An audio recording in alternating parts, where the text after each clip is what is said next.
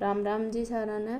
REET mains को topic है राजस्थान की भाषा बोलियां और साहित्य। जी मैं आप राजस्थान के साहित्य के बारे में पढ़ना। तो कल आप पढ़ने लग रहा उत्तर मध्यकाल भी मैं संबोधन परक संबंधित जो कि रचना ही वह ही राज्य रसोठा चक्रिया रसो सोरठा। नेक्स्ट है भेरिया रसोरठा और मोतियारा सोरठा। बिंग बाद में आधुनिक काल जो को वर्तमान में चालन लाग रहा है जिनमें साहित्य में आधुनिक चेतना को संचार हुआ है। इन समय का साहित्यकार है कवि राजा बांकीदास और सूर्यमल मिशन। मध्यकाल में अलग अलग विधाओं में ग्रंथ मिलता जी हाँ गद्य विधा पद्य विधा गद्य पद्य विधा।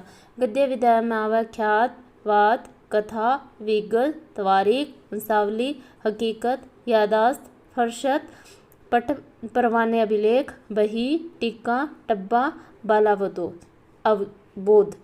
पद्य विधा में है रासो प्रकाश विलास वेली रूपक निशानी जमाल झूलना सिलोका गीत दूध सोठा पर्ची भक्तमाल वाणी मरशा।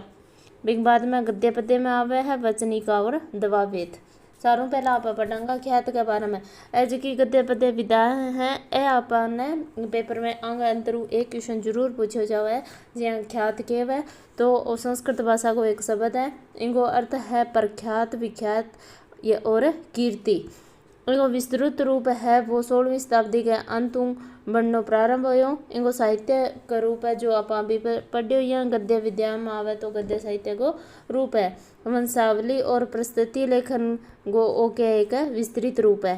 ख्यात में राजवंश है कोई तो बिंगी पीढ़ी जन्म मरण की तिथियाँ और भी राजवंश में अगर कोई विशेष घटना हुई है तो बिंगो उल्लेख मिलो जावे।